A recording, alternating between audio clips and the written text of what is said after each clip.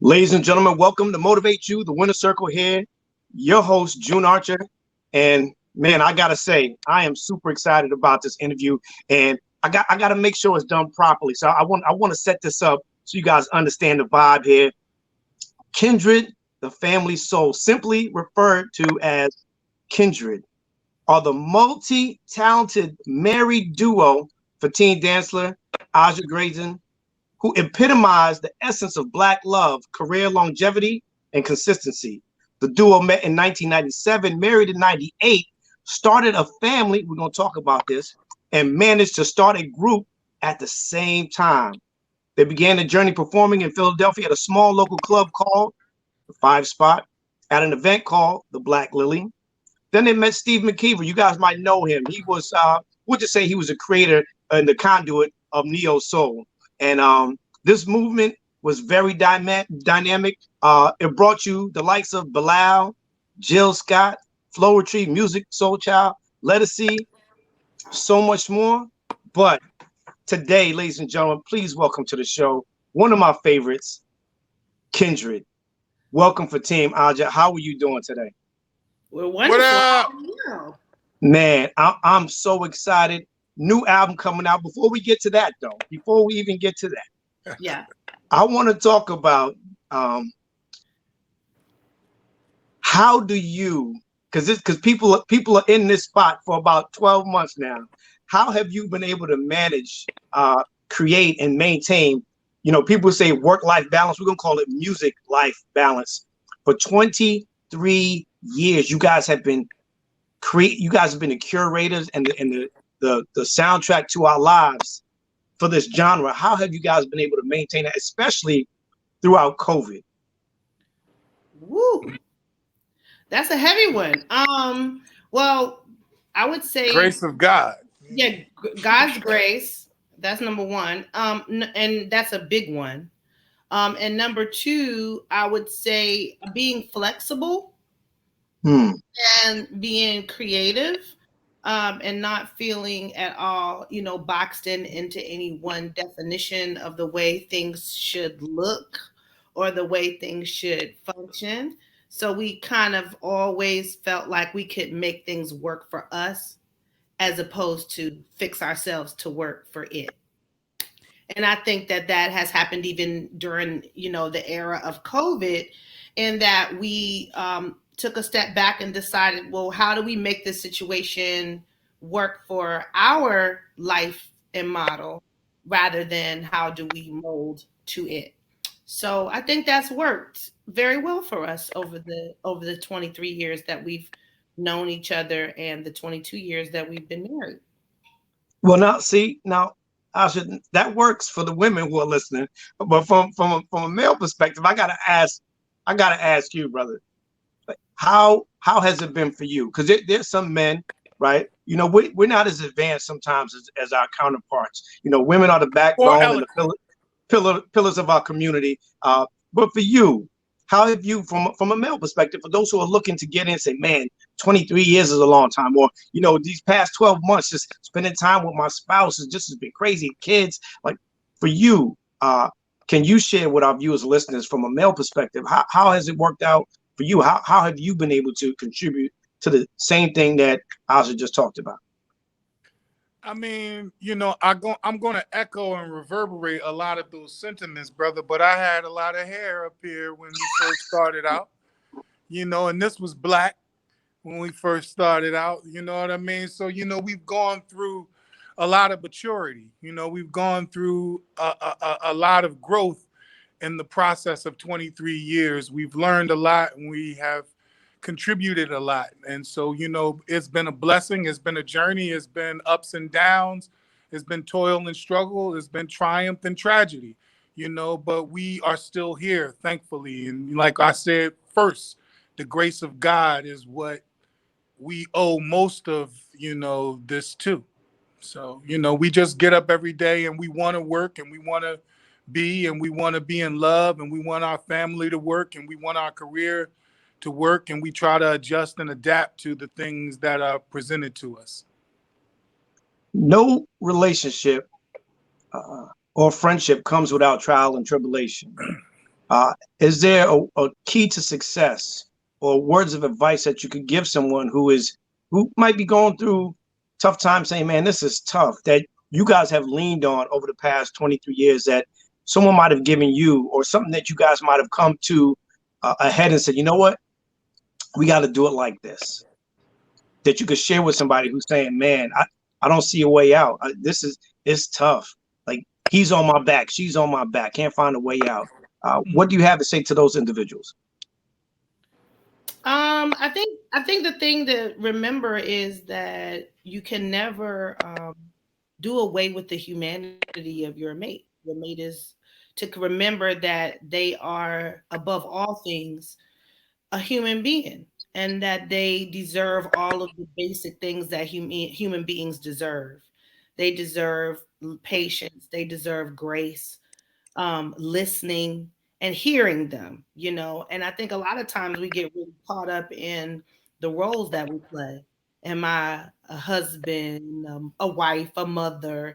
What those things actually mean to everyone, a lot of times is very different. And so our expectations of our mates, we build our expectations based on what we think those roles mean. So if you think that the role of a husband is only to be a provider and a strong and this, that, and the other, when you see the weakness come out, or the vulnerability, I would say, then maybe that might trigger something. And just same thing for a husband. So I think for my advice is probably to, humanize your partner and make sure that you're dealing with them like another human being and giving them that compassion that's necessary to move throughout the world. You don't want to give compassion easier to a stranger on the street than you would to your own mate, unless that they're a source of harm. So if they're a source of harm, then that's different. You know what I mean? But in terms of just kind of communicating with each other, I think the humanity is a big, big, big, big part of that, right? And then a long time ago when we got married, the brother who married us told us something that stuck with me. He said, when you see your mate display behavior that you don't like, that a lot of times you have to remind yourself that that's the situation and not your beloved. And if you separate the situation from who the person is as a person, then you can address the situation and not the person, I love that. I love that. Fatin, you want to chime in? Yeah, I thought the question was a little bit different than what the answer was, Oh, but sorry. maybe I misunderstood.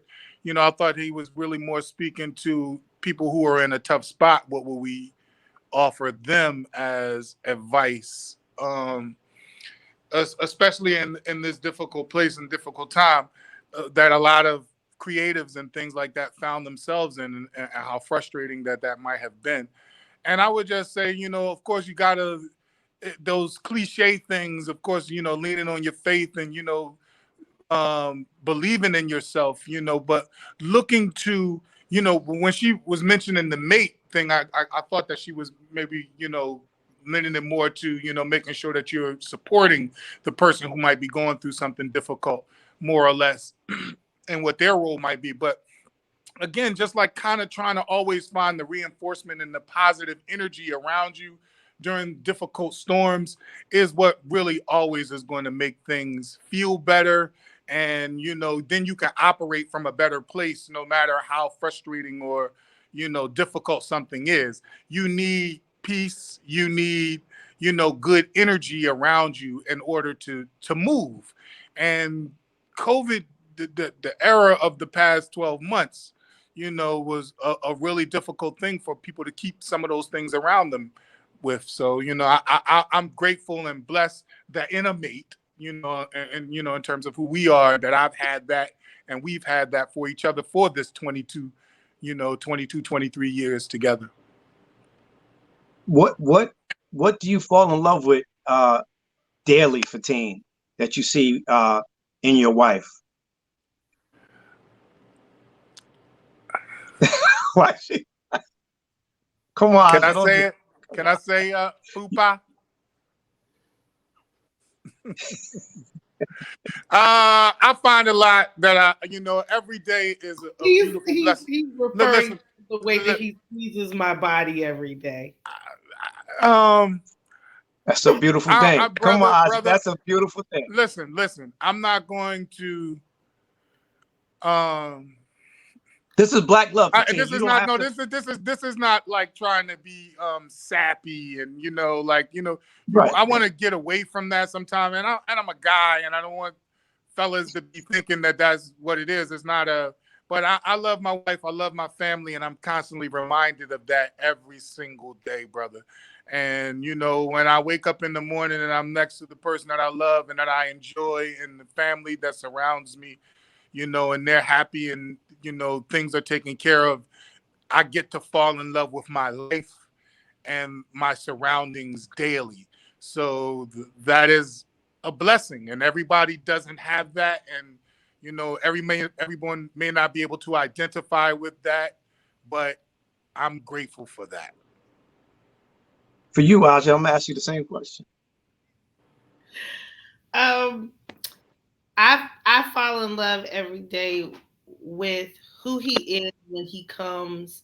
That moment that right before we go to bed, he always brings his most beautiful, simple, and vulnerable self to that moment.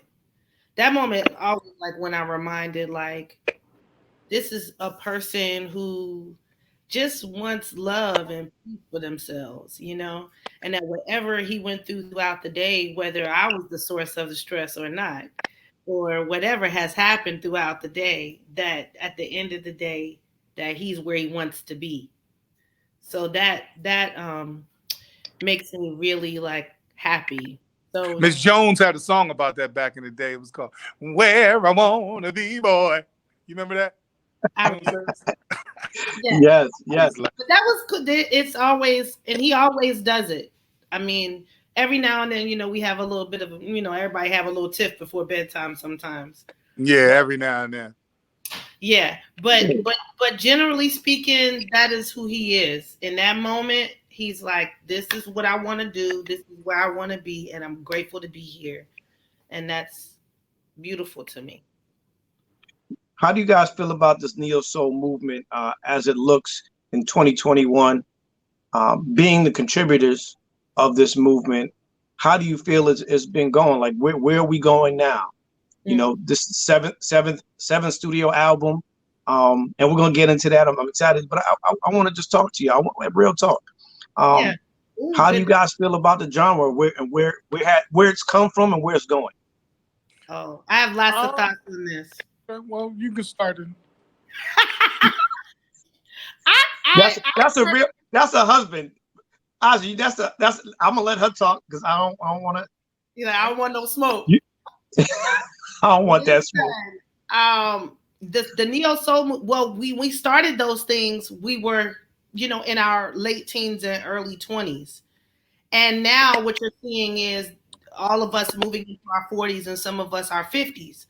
And so I'm really excited to see the fact that we are embracing the fact that we have careers now that have lasted 2 decades or more, and that the music has gone from being, the fresh thing to being the thing that has influenced the next generation of music makers. So it's a beautiful thing to look now at the fact that you have fans that were 10 years your senior when you started.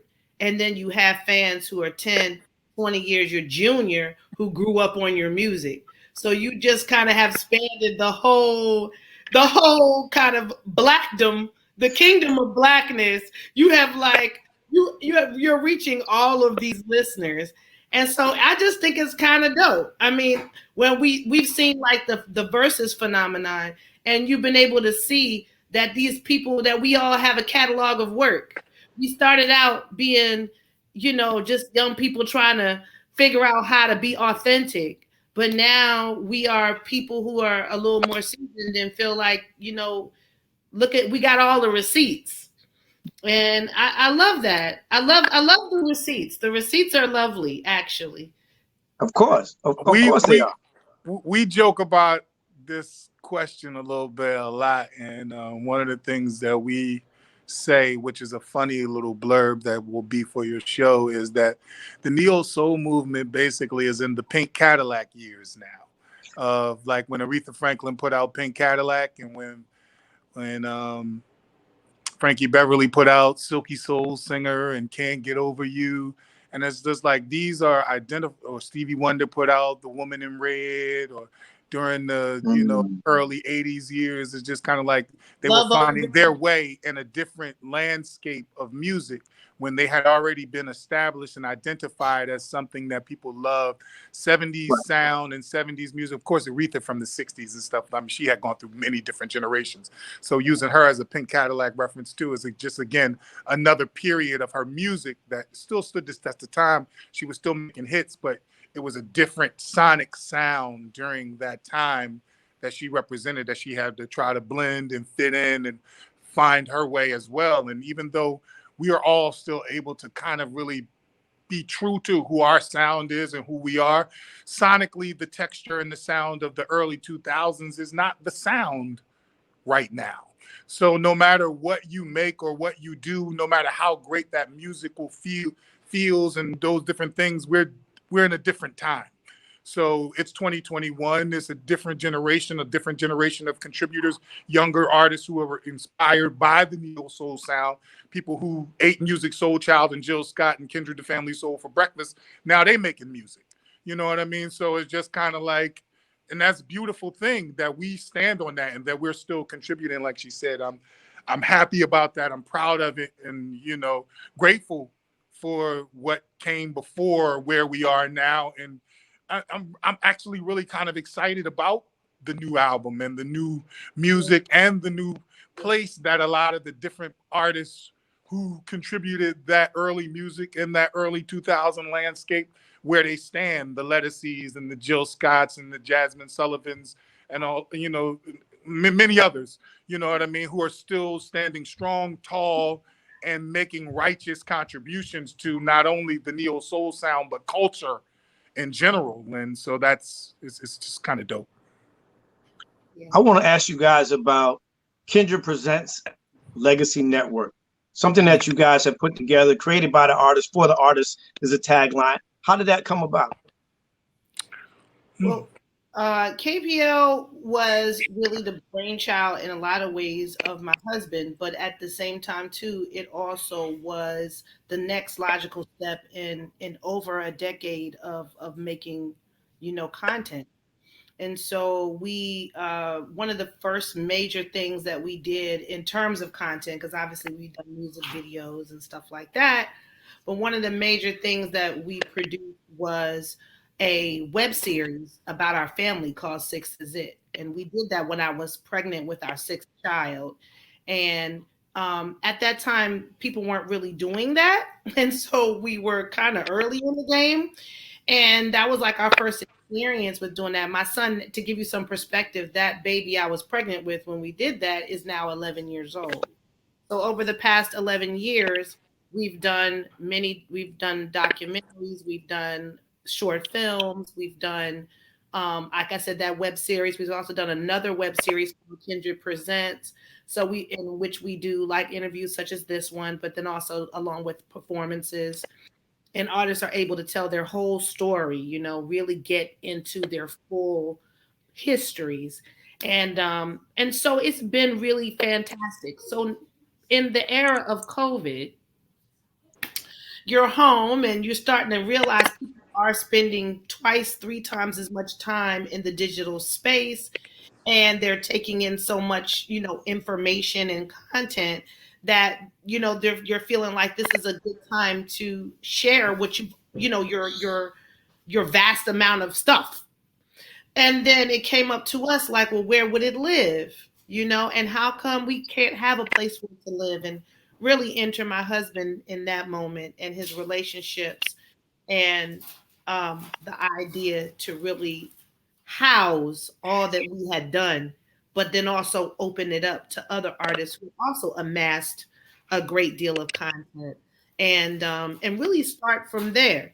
And it was really exciting and moved forward very quickly. And since then, we have produced at least 3 different original programs for the network itself, and that's been in less than 6 months. So that, along with all the stuff we've done up until this point, it has just been an amazing amount of growth and support.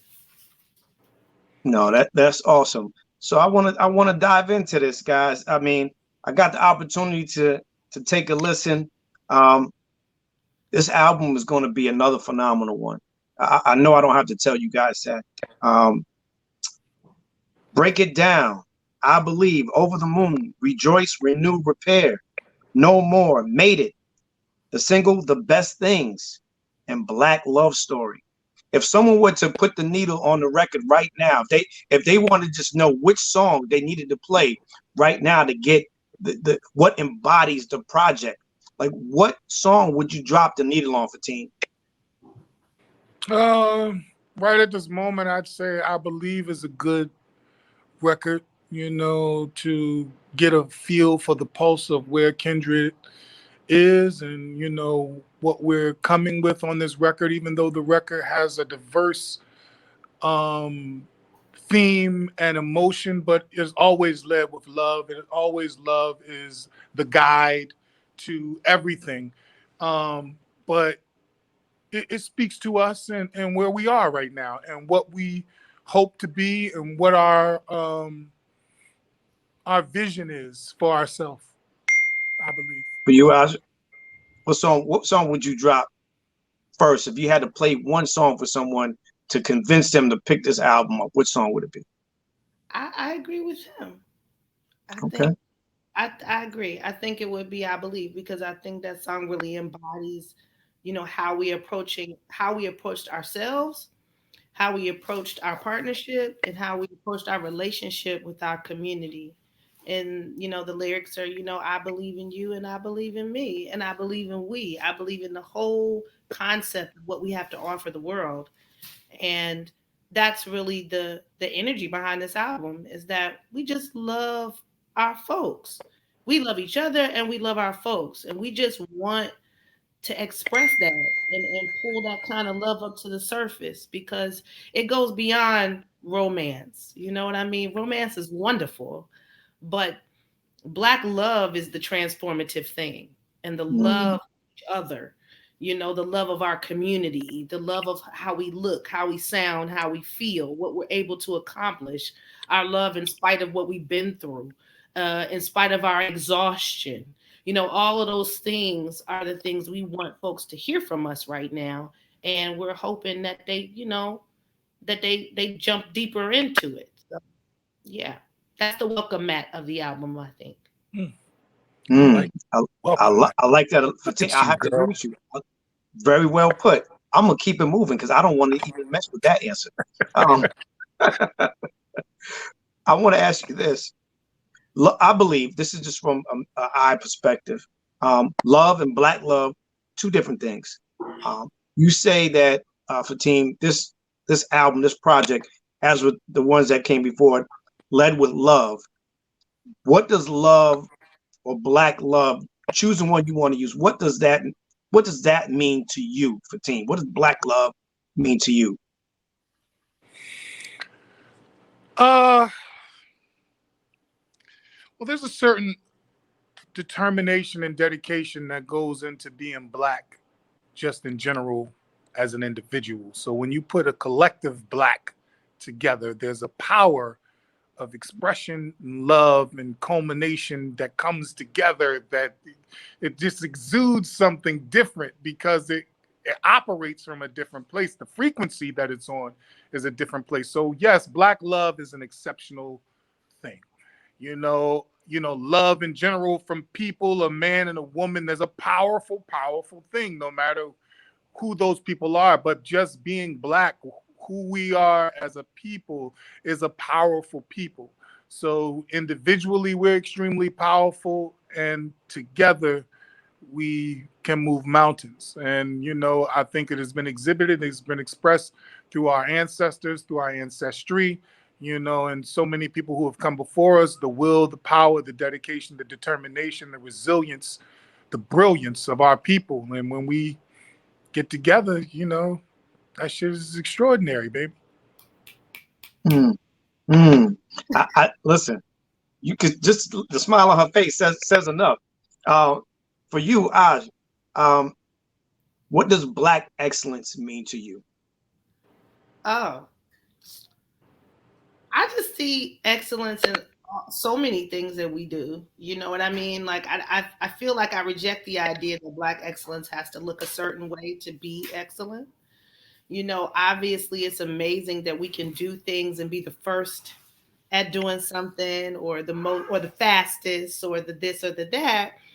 I think all of that is fantastic. But when I see us make up words and make an uncomfortable situation comfortable or funny, to me, I think that that's Black excellence. I was joking the other day about how, like, we made up the word stimmy. Like, and now the stimulus is no longer the stimulus, it's just the stimmy. Everybody is the stimmy. And that just, it made me laugh because it made me feel like we always know how to go into a situation and make it our own. We understand how to walk into a place and create home there. And that to me is Black We excellence. did that with love. We walked into love as Black Walk people in and love and made make that that shit thing our a own shit. You specific see it? thing, right? So, like, to me, Black excellence is probably the ability to create a specific space for ourselves no matter where we go. I think that we are just able to create a home and a space and make space for ourselves and demand our existence and demand our presence wherever we are. And it's just natural. It's like nobody has to force it. So, We, we chew our gum excellent. We brush our hair excellent. We brush our teeth excellent. You but know what I mean? We but you know tie our what? sneakers excellently. You know, But you know what? everything we He's do, we got right. our own aesthetic. But you're You, right, because he's right, it's true. because obviously there's things culturally about the way we tie our shoes. Think about how you used to tie your Adidas. Black. No, You talk and about I'll the tell you way we. this. Here's the thing. I think if people go back, right, one of my favorite movies is The Wiz. And you go back to when they went to go see The Wiz, and Quincy Jones is playing on the piano, Mm-hmm. and The Wiz is like, the color is green, and everybody's green, everybody's walking, and everybody's doing their thing, and then all of a sudden, like the culture, Black Yeah. excellence, the color is yellow, and then everybody's like, so it seems to me, so every time you feel like you know the culture, we change it up. Fresh used to be the word. Now it's dope. Now it's then it's It's bling. death. How many times do we gotta change it to let you know it don't matter? Because we set the tone. So now the color's red. So now the color's red. So for me, just watching that movie, it just lets you know, it sets the tone that we are the ones who The dictate. heartbeat, baby. Right. We are the heartbeat. We are the lifeline for our culture to dictate everything globally. And I think we're trying to get that. To you, Aja, one more time, because this is something that's been on my mind. I try to do my best to inspire and motivate. I want to ask you, how important is it as a woman of color to be your best authentic self to inspire and motivate young women to do the exact same thing? Oh, very important. Because I think particularly for Black girls and for Black women, it's very difficult to be the authentic self because you're dealing with a twofold issue, one of gender and one race. And as you move through the world, these very distorted ideals around your gender and your race begin to dictate who you should be and how you should present. And for me, it is really important to push back at that and to kind of create a safe space for women and girls to be within the music, but also within their interactions with me in person and also in social media spaces. So it is really important for me. And it's something that I feel like I quite dedicated to in these last few years. I want to say this and not to get too wordy, but I'm a married woman and I have children.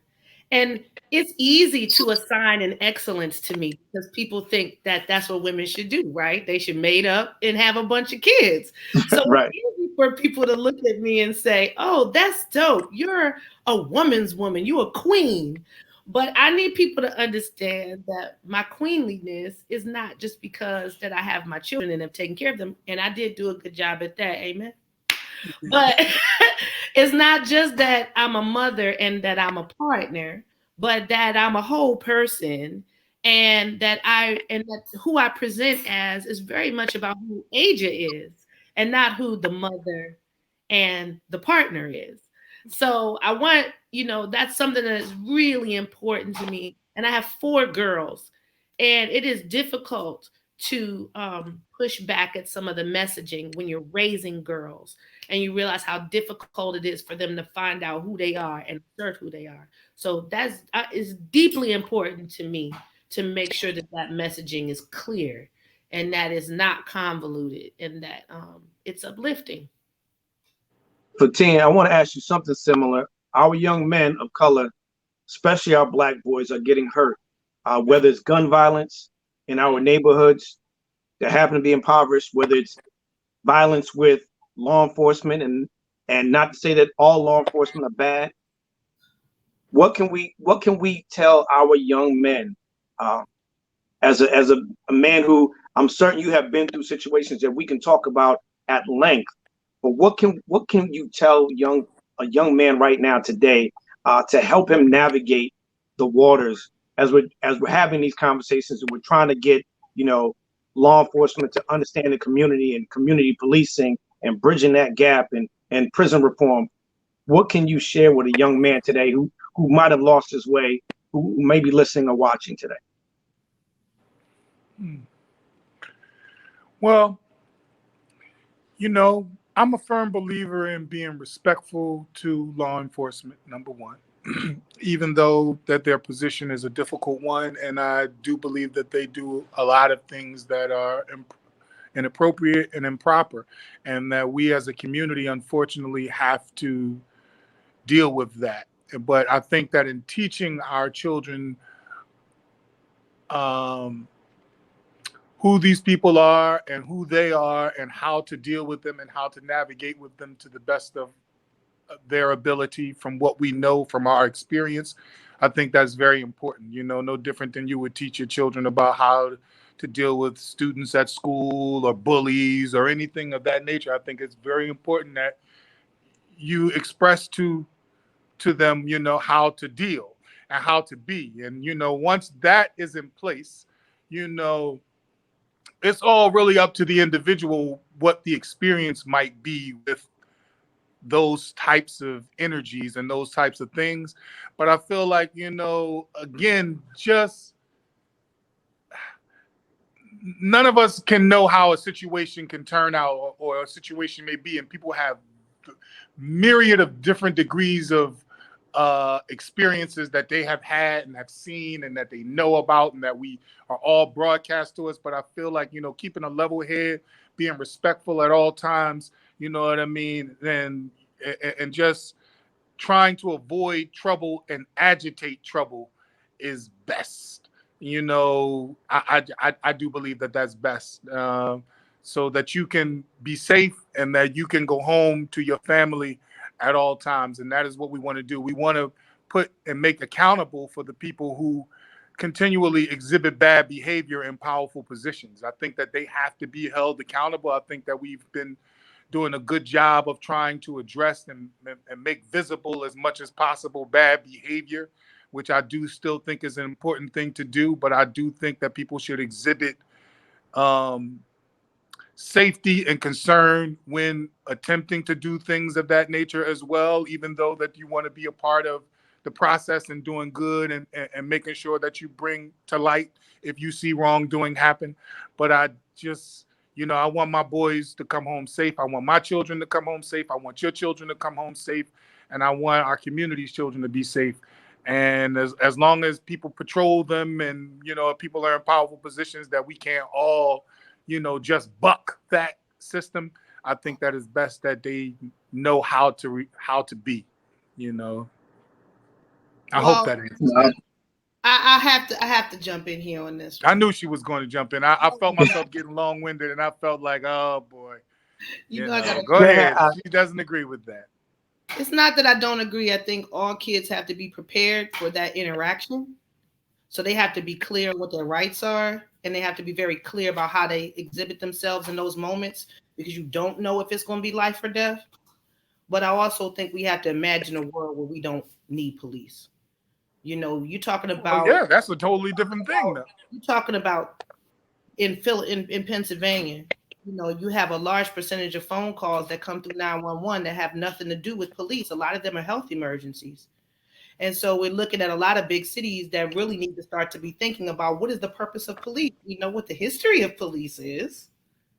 We know the history of police is very anti-Black. It just is what it is. We can't change that, you know. And so we have to really begin to imagine a world where we don't need someone with a gun and a person who has, you know, impunity and license to kill, you know, without impunity, and that, you know, that has license to kill, to respond to any and every problem that we may or may not have.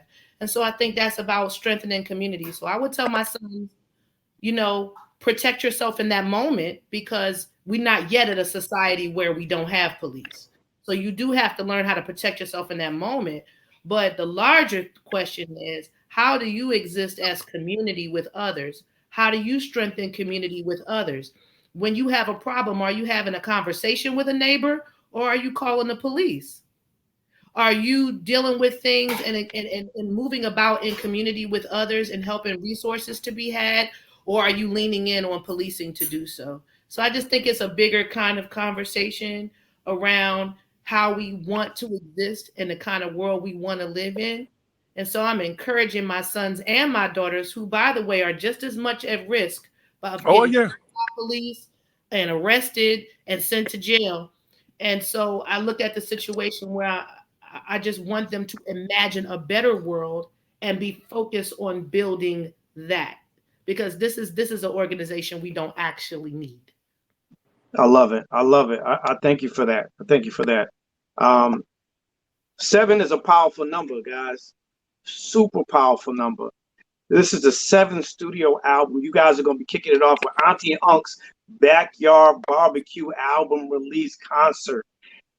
The place where we love to see y'all on stage doing it live and direct. Tell us about this concert. Tell us how we can watch it, and let me know if I need to come and host it. Tell us all about it.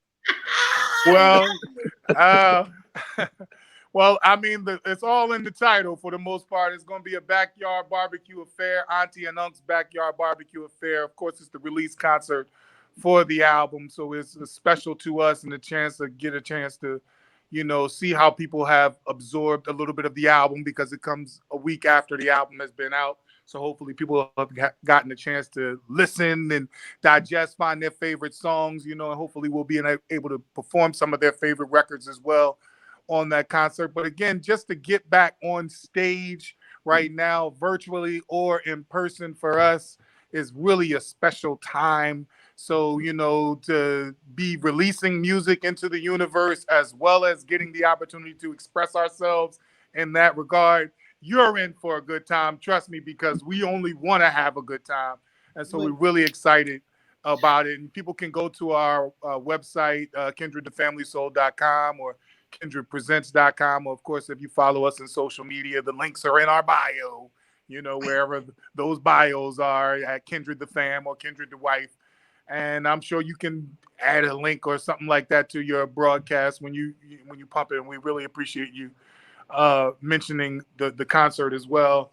But we just excited, man. We excited to bring it. This will be our second actual virtual concert that we are delivering for the fans, you know, in this new space as well. And so we've gotten a little bit better with the technical part of it, and we're anxious to show what we've learned and what we got and how we've improved and all those different things, man. So we excited. Auntie and Unc read the pamphlet. We read it. We read the pamphlet. Front to back. Instructions. We are ready. You read it from front to back, in the middle. Oh, we had Skip Step G, baby. That's what it was. We left the peg A with out of slot B. We fixed it.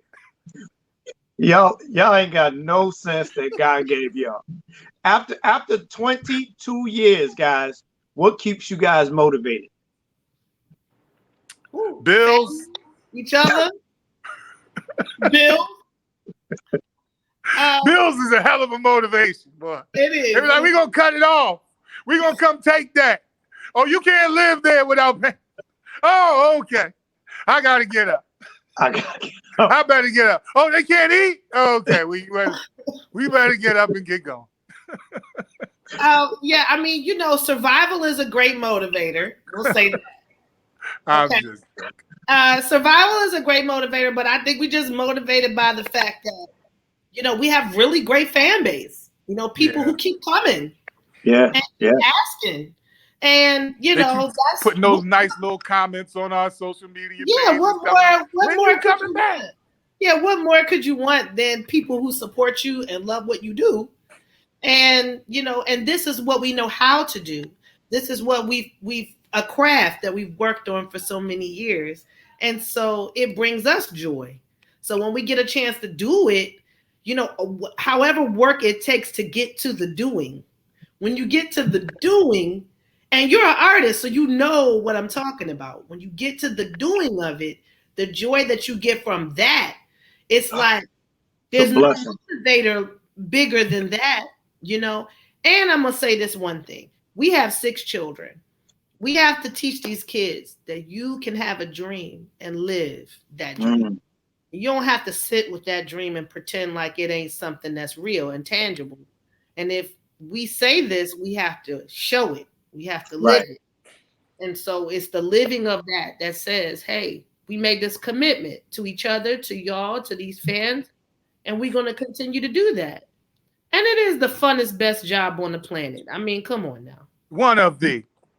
You can't beat it. Can't beat it. Can't beat it. Listen, music is a soundtrack to our lives. You guys have been the practitioners and those who provide the soundtrack for us. 7 albums. We're not even going to talk about, the mixtapes and all.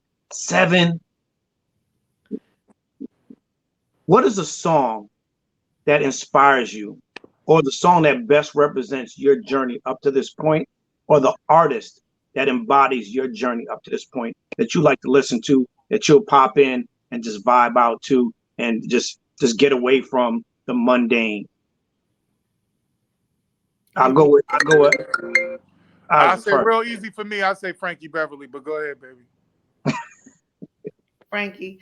That's so good. I don't think I have one as good as that. One song or artist? Yeah. Oh, you know what? This might change in a few months, but I'm gonna go with it because this is my current. My mother's favorite song was Optimistic by Sounds of Blackness. Sounds of Blackness. And I've been listening to that song on repeat in my car, and it is giving me life. And me as a grown-up listening, that's a spirit, though. You know what? That's your spirit. Listen, it's a spirit song right there. Yo, reapproaching that song as a grown-up hit different. Yeah. Way different. So yeah, Optimistic. You know what else is look, they also have that song I Believe. And you asked me about our song, I Believe, and even though it's clearly not the same song or the same sentiment, but I believe, optimistic. And you know whose song that was. I love it. Because she be on it. She be on it. She be on it. She be on it. Rest in peace, Mama Susan. We love you very much. You still showing up and giving us the good energy and the good love. Yes. That's a beautiful thing. Guys, I can't thank you enough. This has been amazing. The energy has been amazing. Listen, you have to go out and get this album. Auntie Unc will be out. The Backyard Barbecue record release party is coming. Follow them, like them, love them. Listen, when you have the opportunity, you heard them. Find something that you love. Pour into them. Lead with love, right? Teach our young people what they need to do in order to just make it home, but also teach them what it is to be great. And not just great in the sense of just greatness, but teach them Black excellence if they happen to be a child of color or Black. Like, teach them and give them all the tools that they need. You heard it here from Kindred. Matter of fact, it's Kindred, the family soul, right? So soul is in their name, family is in their name. I promise you, you will be blessed for getting this album. If you haven't got the 6 prior to this, Auntie Unc is coming out. Kindred, thank you so much for joining me today. I am your host, June Archer. Please tell somebody you love them today. Today may be the last time you hear or see them. It's important. Life is getting shorter and shorter, but I promise you, the one thing that lasts is love. That is Kindred. I am June Archer. Thank you so much for tuning in. God bless y'all. Peace. Great interview, June. I appreciate you, brother. Wonderful Thank you, man. interview. Thank you so much. Peace.